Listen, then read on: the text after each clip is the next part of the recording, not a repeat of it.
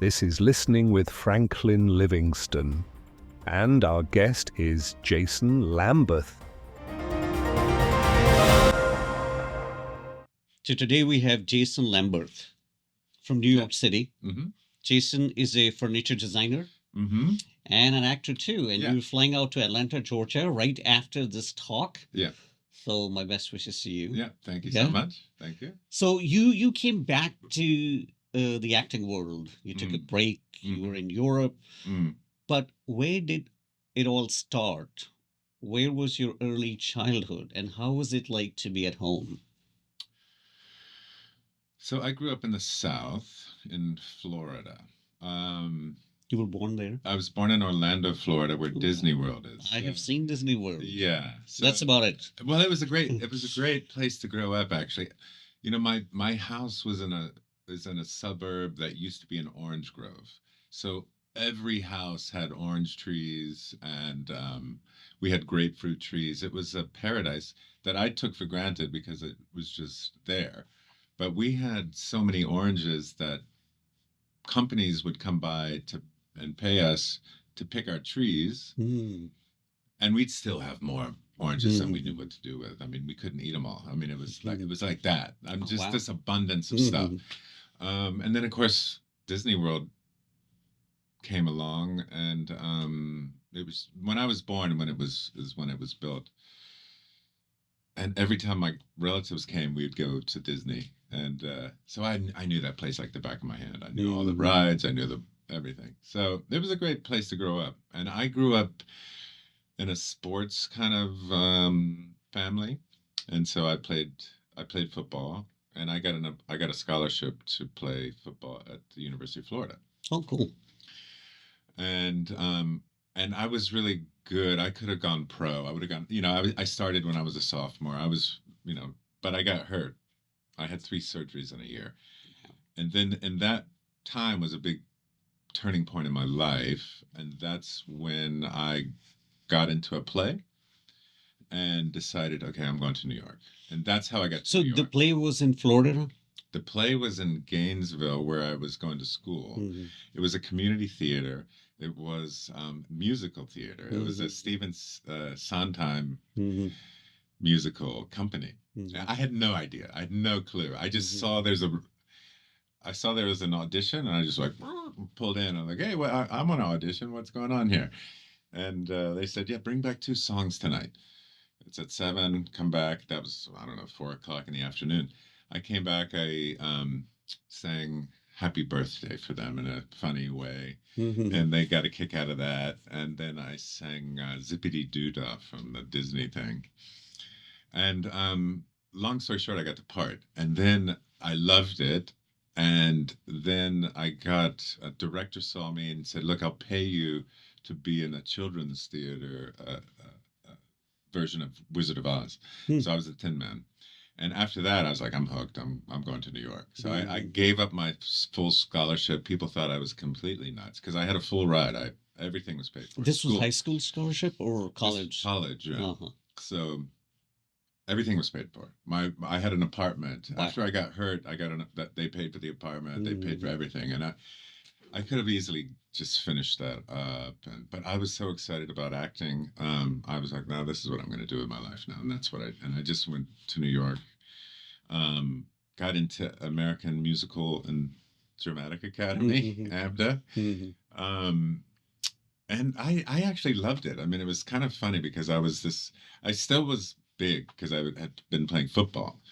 And I was going to these ballet classes and tap dance classes and singing classes. It was really cool. But after a year, I realized I wanted more acting than musical theater. And so, if I may ask, back then, what were the demographics when it came to men and women, or boys and girls, however you want to say it?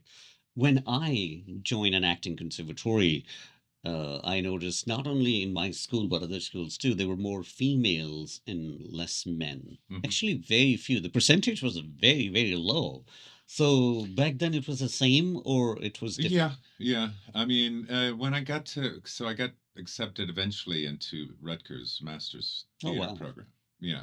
Rhode Island. Yeah. Yeah. I studied with Bill Esper and Maggie Flanagan and a lot of nice, like there was the Lloyd Williamson technique. He was the movement. And that was really good. I think Williamson, yeah, I got introduced to Williamson technique at Tisch NYU. Yeah. Yeah, Yeah. Yeah. it's great. Yeah, Yeah. dance It and was martial great. arts You know, I just and loved it. I just loved being immersed in the whole thing, and it was great. So the but there it was balanced. It was balanced between male and female. Yeah, oh, cool. yeah. But Because they have only thus many people, so I, they would say, okay, we want 8 or yeah. 8. I don't know. You had I 16 think people or 14? it was 16 around Yeah, there. that's 16, the 20, something standard. like that. Yeah. Yeah. Um, at AMDA musical theater, there were definitely more women than men. Yeah, I remember that. Cool. So let's go back to Yeah. your childhood again. Yeah. So oranges and football. Yeah. But you mentioned you came out of a sports family. So Yeah. how was the family at home, the parents, and I really want to hear about the belief system. I mean, I had a pretty as perfect as I could imagine a childhood. I mean, I had three sisters and one brother, all older. So I was the youngest of five. And I was 5 years younger than my next sibling, which was my brother, which they were all 1.5 years apart. There was like a system, boom, boom, boom, boom, boom. But I was sort of like an afterthought. Which made me, I mean, I was even more spoiled as the youngest. My oldest was my sister, and we have a very great relationship. But we're very close, all of us. So, Oh, great. Till today. Yeah, till today, yeah. And it was a middle class, Middle would you class, say? yeah. My dad had a, he was an equal opportunity. That's what they called it back then. Now it's sort of, you got to go to the HR? HR, yeah. Oh, I see. Yeah. HR. Okay, HR. Yeah, is a human new thing. resources. It was kind of in that. Great. Yeah. And your mom was a working woman and too, or she she was a stayed work. home? She worked at a bank, Oh, so cool. she, yeah. So, I was the first child where my mother wasn't there. They all, my mom didn't work, but by the time I came along, the whole, the system had changed pretty quick. Like it was mostly, not a whole lot of people had their moms didn't work. They were stay-at-home moms back then, when I was growing up in the 70s. And your parents were born in the U.S. or They're from they? Tennessee. Yeah. And their parents, I'm assuming, moved here from somewhere. I mean, we don't. I mean, I think Ireland or we don't really know that. I mean, we haven't really looked at it, to be honest with you. Not So not back you're too not one far. of those who'll pay $300 or whatever, Yeah, and yeah, get your DNA yeah, tested. yeah. But I think that interestingly enough, my grandmother, she was sort of had some Cherokee Indian in her, Oh. and she had long. I think maybe that's where my hair color comes from because she had long silver hair as well. Yeah, but Irish, I think, maybe a little German in there as well. So your parents were from white collared background, if you will. My father grew up on a farm. I mean, really poor. He was one of 11 children. They all worked on a farm. It was a working farm. In Tennessee? Right outside of Nashville. The town he was in was about 300 people. So it was small and rural. And I went there every summer, and it was great because we were like the city folk. And then all my cousins, of course, I had a million cousins because I had, 11 aunts and uncles. Wow. And you guys like hung out? We did. We all got along. We all wow. we would come every summer. It's like a mini tribe or something. And it was like a retreat for all of us because we got to work on the farm, which they thought we were crazy. But when we came up, like we would get to bale hay. We would I get to drive the tractor, and my brother would be back there putting hay on the tractor, and we had cows and horses, and there did a lot of uh, hay, and soybeans were really big too. So yeah, all kinds of crops, all kinds of crops, So tobacco. at home, going back to this belief Yeah. system, what was the most focused talk? Like, what was emphasized? Say, mannerism, education, religion. What was it like? This is very important for us as a family. Definitely, I grew up in a very religious family. We went to church every Sunday, and Sunday night, and then sometimes Wednesday night. Very active. My father was a deacon in the Baptist church, which is um, sort of like, yeah, like a leader, but didn't go But to. does the deacon in Baptist system preach also, No, or no. it's more He management he's related? more.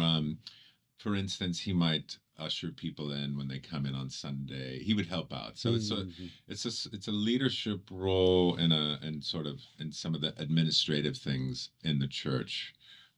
Also, he would meet with the pastors, and there were other. They would go meet with families. I think once a week they would go out and meet Just to with families. counsel them or Just yes, encourage yeah, them. just to check in, see Yeah. how you're doing, and if you need anything, that kind of stuff. Right. So So was there a great sense of community because of that? there Church was a great was the sense of community. Yeah, okay I mean, because of the church, like being the yeah, center that was of our the community, So it was either sports, which was a lot. which still is a Yeah, lot yeah, of like yeah. And then it was church. But the order was always church. God, family, then whatever you do. That was kind of. And what about your mom? She was aligned with that belief system, Yeah. even if it wasn't the same denomination, but in Mhm. general, like the order was the same. Yeah, when I was young, we went to a Methodist church because that's the church that my parents went to when they grew up in Tennessee. When my dad went to Orlando for his job, then we started in a Methodist church, and then well, it was a Baptist church. That was like a movement in a way. It was sort of like The all of a Baptist sudden church. the Baptist church grew really fast. Yeah. I heard from someone, but I don't have accurate information on this. But was Baptist Church also very much into Disney World, or it had I some would sort say of so. I connection? would say so. Yeah, sure. I mean, we definitely had uh, events there, um, 2 or 3 times a year at least, from a church, like as a church to go there. The reason I'm Yeah. saying this, I have seen and I have conversation with some people, but those people were not historically informed or did not live through that era. But I've seen these cult type communities or families. If you go to their home, everything is so Disney based. Like even their mugs and decorations, or even a Christmas tree Yeah. has all Disney Yeah. ornaments. So I asked someone, and they said, there was a time uh, there was some sort of integration, or the church, especially the Baptist church in the South, was kind of like saying Mickey Mouse is like Jesus Christ, the savior figure, etc. Those kind of things. Like in the circles that I was in, that wasn't the case. But my family, we went to Disney, but we weren't like Disney freaks in terms of like I have a nephew and my niece. He has a timeshare, so they go every year as a family, and they have like 4 kids. They go there every year, and they have a lot of Disney stuff. My family, we didn't really, but we were there a lot. Like and it wasn't just Walt Disney World. There were uh, River Country, which was water slides, and all this stuff back then. Now I can't remember what it is now, but I don't. it's huge. I was down there just a couple of weeks ago, and I don't really recognize Things, Orlando yeah, anymore. things have changed. I mean, So for you, it was more like a amusement. It wasn't yeah, that adoration to no, this. no, no. But I like the but it phrase was Disney freak. like it, like when I was a senior in high school, we went there as like it was our senior night. So there were high schools all over Florida that would go there and have their senior nights there, and they would, you'd have the whole park, and it was just high school seniors. Mhm. There was always something like that. Like if you graduation parties, you would go to Disney. Because Yeah. that was closer. To Yeah, it was you, close, right? yeah. And it was available. Yeah, yeah, it was available. Yeah. So this, It's cultish, definitely Disney. but not It's for cultish. everybody. It is cultish. I mean, church is cultish. Yeah. So I talk mean, about the church. So your upbringing in this Baptist tradition, Hmm. and I'm assuming like when you were really young, it was more Methodist. Later on, it became more Baptist. Yeah, yeah. So how was it for you and your mom? It was welcomed, or it was more like, okay, I gotta now get immersed to be baptized? I don't know what was going on. I mean, I think so. I remember, and I was the youngest, so I was younger than my older siblings. I just remember we made a big switch, and then we all got baptized. So As yeah, adult, yeah, yeah. teenage, or Like my mother was already baptized when she was younger, but the rest of us hadn't been baptized yet. Dunked underwater, which is what they do in the Baptist church. yeah, In the Methodist church, they just sprinkle water. right. Yeah. And I think I had that. And for whatever reason, we wanted to be legit and get the full dunk.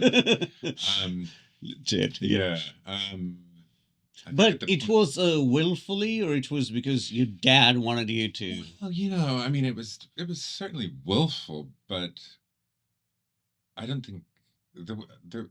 It's not like we couldn't go to church. Like I couldn't just say, oh, you guys are going to church today. I'm okay. I'm not going to go. We all went to church. So while we all did it, we were all happy.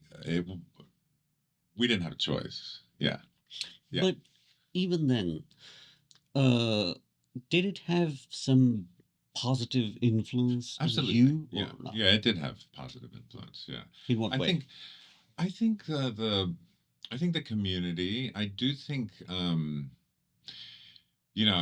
I mean, this is getting. I don't know how deep we're going to go, but.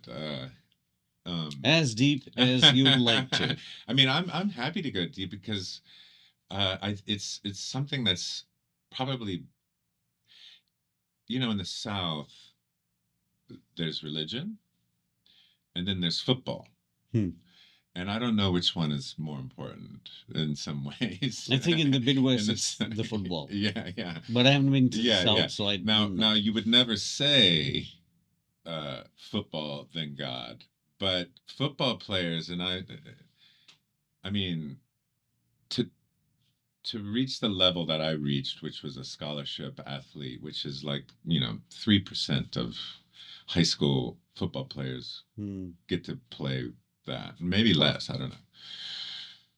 So you were the So cream I of was very, very creams. like I knew this is my calling. This is what I'm supposed to do in life. This is where I'm going to go.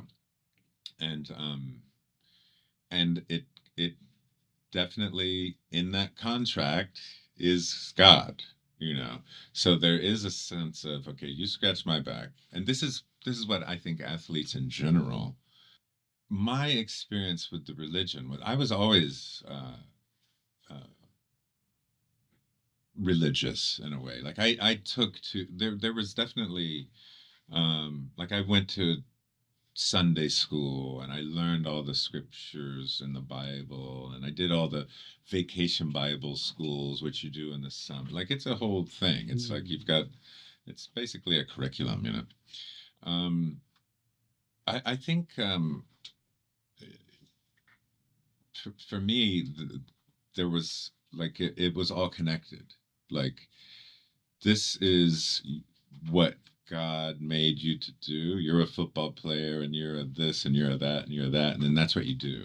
So there's for me, it was like, okay, this is what I'm supposed to do. This is where I'm going to go, and this is how I'm going to. There is somewhat of a contract internally of like, okay, I got you, you got me. Make sure I don't get hurt, and then I'll talk about you. And this is I do feel like you see a lot of athletes. First of all, I want to thank God. First of all, I want to thank the man upstairs. Usually they say, I want to thank the man upstairs because it's much less provocative, I think. Yeah, in the US, actually, Yeah, yeah. it's very interesting. Yeah. A lot of people don't like this God language. Well, even the term, like, especially in this acting world and all, yeah. I think people might say the universe, Yeah, yeah. higher energy. Yeah, I think what's going on, at least for me, and I think it's also changed a lot, but like there's this contract, like you talk about God. So in the Baptist religion in general, Methodist is less more trying to um convert or share your faith to people, and I think that's in the Baptist. It's much more okay. Share your get out. Whereas Methodist is like your religion is yours, and it's social keep it to justice yourself. based more. Keep it to yourself. If God has given to you something, you extend that love and grace. Yeah. Whereas in some traditions, you gotta go save people. Right. Yeah, and I think there's a little bit of the a little competitive nature too. Like go out and how many people get saved that day? It was a sort of like a you kept score. Like 15 people got saved this Sunday because I went to big churches. I mean, they were 3,000 to 4,000 auditorium. Like the church was a lot of people, and they would have 2 of those every Sunday, and then 1 at night. So that's 15,000 people. I don't know. And they had altar calls. Yeah.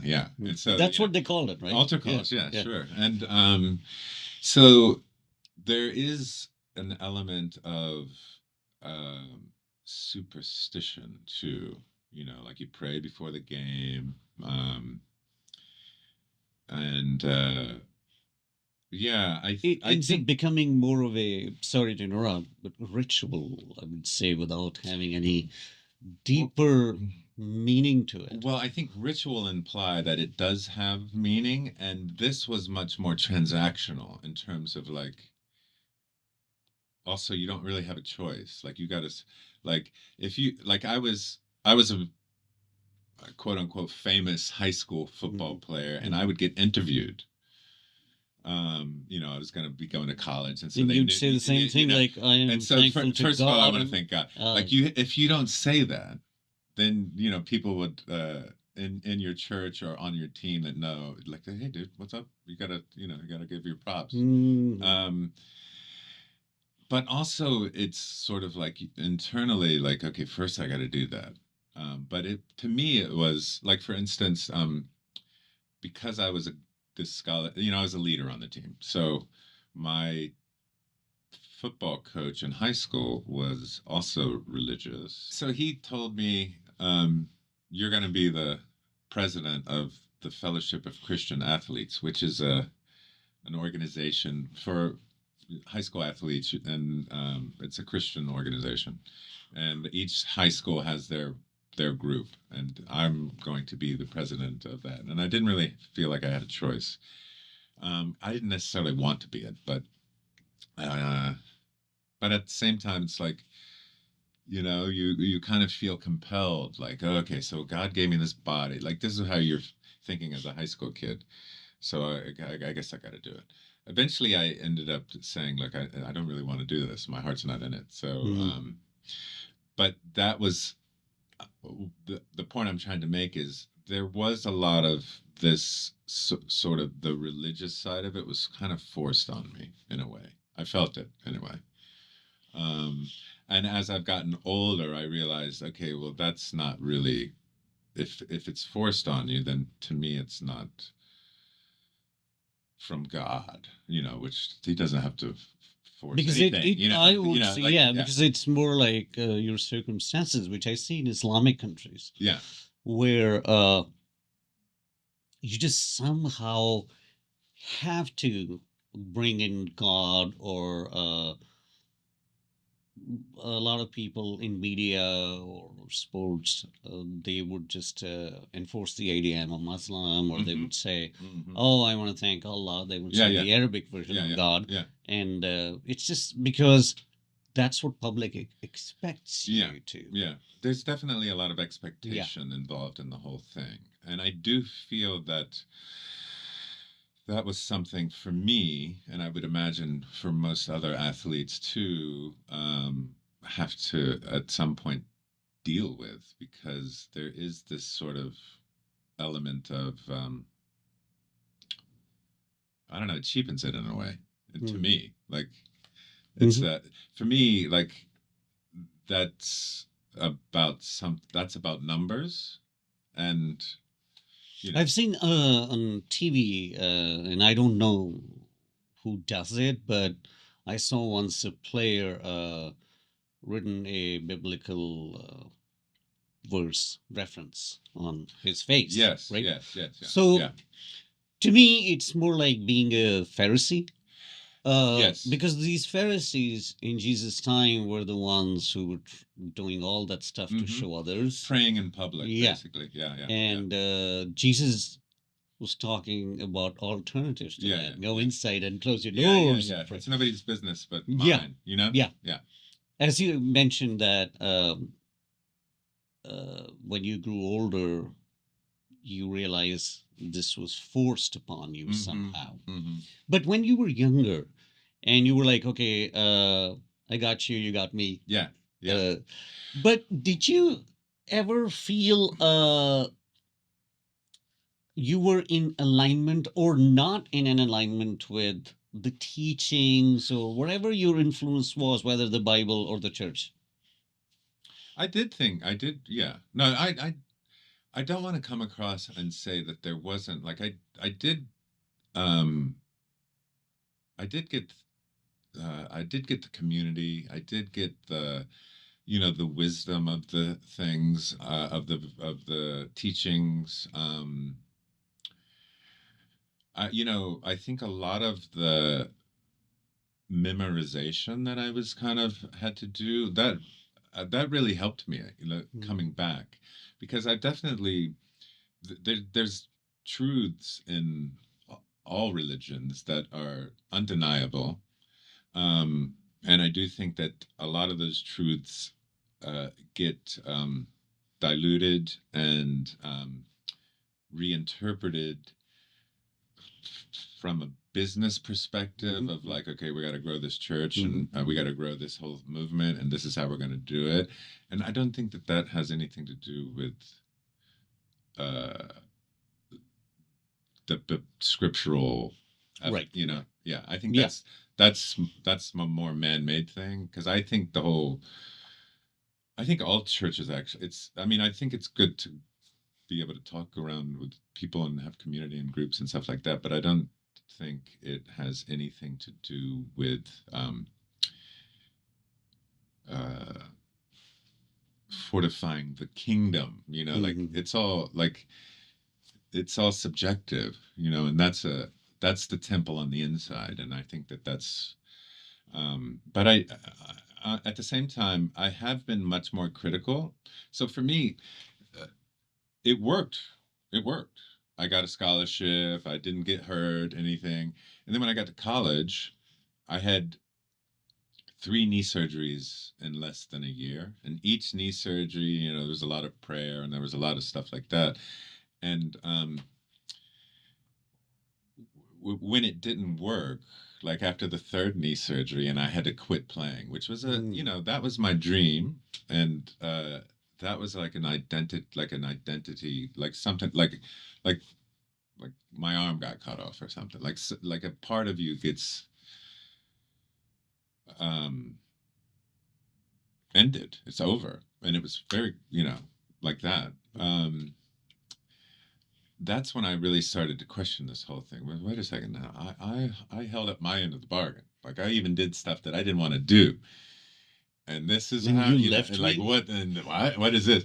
Yeah. But that's also a young, Mm. uh interpretation, a young mind.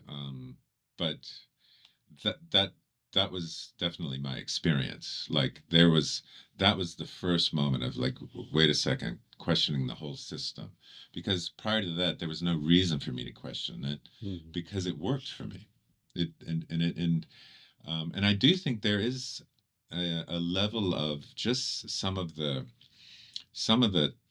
principles of most religions are, temperate and, like honesty and all of these like harbingers of what we build things on, faith, hope, love, and those are all good. Like they're nothing but, and those things last forever. So those are truths that, and I think where as as humans, where we have to really start to reconcile that is like, okay, if I'm honest with myself, I got mad at God because he didn't hold up his end of the bargain. But now as an adult, looking back at a 20-year-old's mindset, I was also, holding him ransom, holding God ransom. Like, wait a second, like you're supposed to do this, Right. So I have something funny I'll share too. When we were really young, and I think our cousins and we used to smoke once in a while, hiding from the parents. Yeah. Right. And if there was something bad that was going around us, or say we ran into some sort of shitty situation, which might be now, it doesn't really make any big sense, or like it might be trivial, but then it was like, oh yeah, I lost my $5 as an example. Yeah. So the idea was that, oh, we smoked, Yeah, and God wasn't happy. Yeah. That's why it happened. Yeah. Oh, and then we would say, okay, I'm not gonna smoke. Okay, sorry. Yeah. And then after a few months, we forget that. Yeah. And then we repeat it. Yeah. But later on, I think now, as I say, I don't know if God is that free, or he has. It's like, like some people say, you always blame the devil. Do you think the devil is just staying there only for you? Yeah. He has a lot of other things too to take care of. Yeah. But I understand that mindset. I think, yeah, that's very interesting, because you grew up in that kind of mindset. Yeah. But talking about, sorry, I interrupted. Yeah. Sorry. But talking about this love, when you were saying about love, and I was thinking of, I think it's First Corinthians chapter 13, and he ends with the love, the Apostle Paul, right? Yeah. So I don't remember the exact verse. Yeah. Yeah. Love is kind. Love is this. Yeah.